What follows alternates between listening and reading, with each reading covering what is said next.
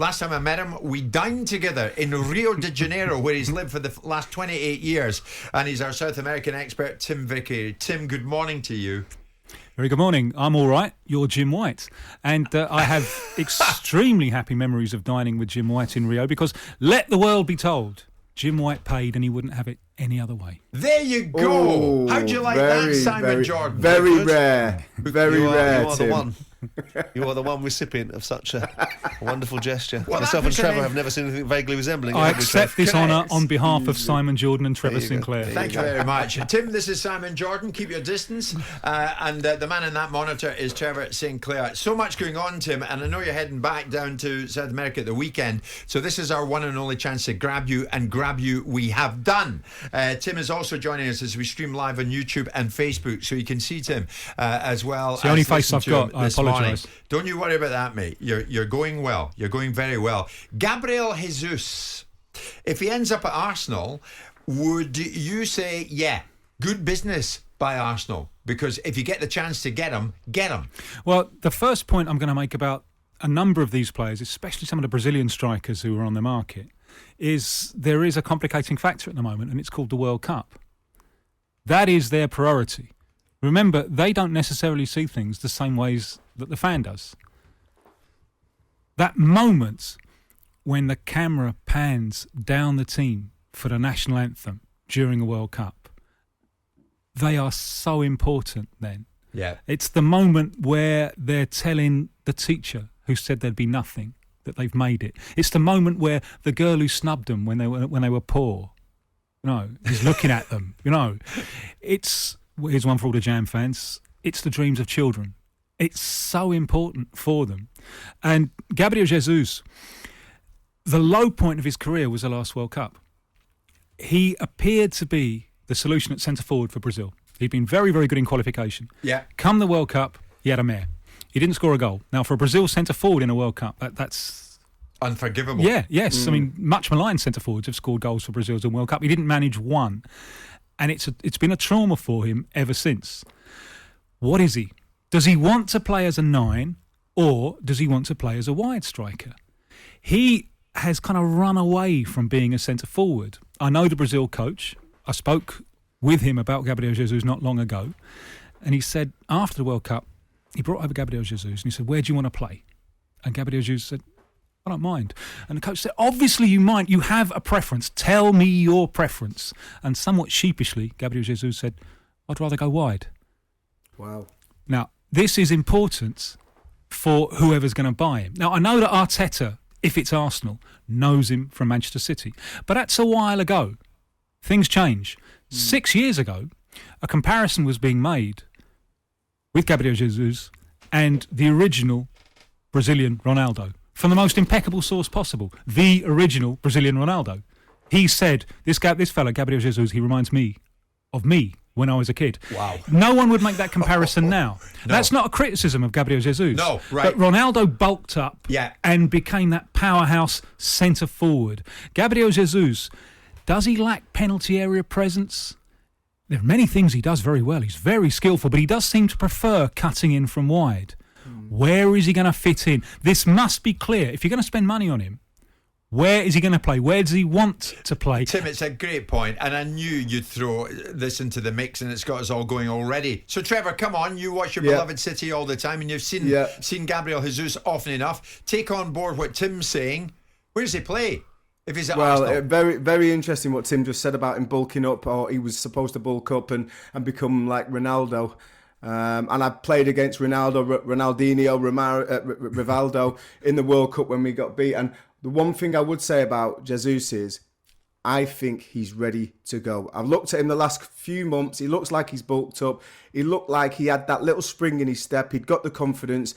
And maybe he knew what was coming this summer with the transfer situation. And maybe he's starting to get excited, starting to get prepared. Well, it's also the World Cup, Trev. Remember, exactly. At this point in time, that is his priority. And he wants game time in order to go to the World Cup. At the moment, he's not even guaranteed in the squad.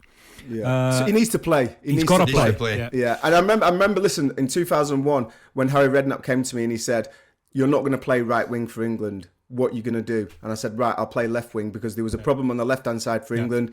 I absolutely give every ounce that I had to football for the summer before, the whole season, and then fortunately I got to the World Cup. So it's definitely in the forefront of every Premier League player's mind. Not just every Premier League, every player that's got a chance to go to the World Cup to make sure they give the best account of themselves this coming season, or half a season at least. Can I ask Simon a question based on that?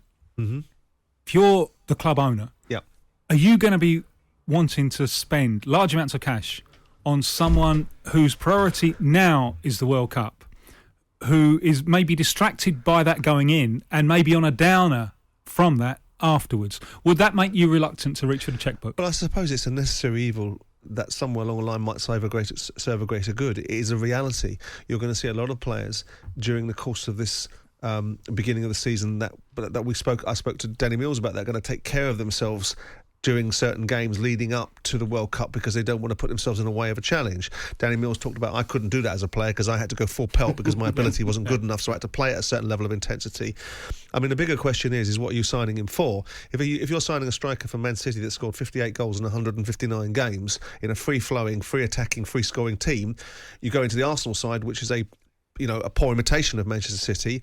What's he going to deliver? So I'd be more interested to understand from the manager why I'm buying Gabriel Jesus to go and spearhead my attack when ultimately I've just heard on national radio that he doesn't like spearheading attacks. He likes coming off the left or right. If he has a good World Cup, if he gets in and has a a World Cup, then it changes the dimension. If he has a bad World trauma Cup, changes. Exactly. The alternative applies. Tim, let me ask you about a man you know, and I met him when I was over your way. I met him when he was at Corinthians with Sao Paulo. Edu. How would you say he's faring in his role at Arsenal as technical director? Extremely mixed. And look at some of the deals that he's done with his own compatriots. I wonder if he's too close to certain agents, I wonder. And he brought in two veterans, William and David Luiz, and spent a lot of money there and got nothing from it. There's been some good business. Gabriel Magalhães, the centre-back, excellent piece of business. Yep. Martinelli, they've taken a real flyer there. And that was a player who'd never got near to Brazil's first division when they bought him. He's now on the verge of the Brazil squad. That's a fantastic piece of business. They've just taken another flyer with Marquinhos, a teenager that they're bringing over. He won't be ready yet. Yeah. But he's another one for the future. So it's mixed. And those deals with the veterans, I think they soil the record a little bit. Getting a lot of people getting in touch, Tim, this morning, tuning in, tapping into your knowledge, if you like. Do we have a latest on Rafinha? We were speaking about, Simon and I were talking about Leeds United, maybe the reasons for now why might be right in terms of Andrea Radrizzani, the man at the top at Leeds United might think, yeah, if I get 50 million for him, why not? Would it be Barcelona? Would it be Arsenal? Would it be Spurs? Or might he stay? If you're a Brazilian and Barcelona come knocking, it's so hard to say no. I mean, Felipe Coutinho, there was no way that the move to Barcelona could possibly have worked. It just couldn't have worked for not only football reasons, but also temperamental reasons. He's just too shy. He can't walk into that dressing room. He needs the love. That's why he's flowered with someone who knows that he needs he's painfully shy. But he couldn't say why no. Why did he work at Liverpool then? Because I think Liverpool's the same kind of club as a Barcelona, as a Manchester. It's a giant club where the pressure and the expectancy is so huge that you can't expect to get love. You've just got to do the business, and you've got to have that personality and character. Yeah, but I think he was welcomed there. I mean, it's really interesting that before he came to Liverpool, he had Inter Milan bought him as a kid. And they spent years on him, and they just gave him away for nothing. They decided they couldn't get anything from him.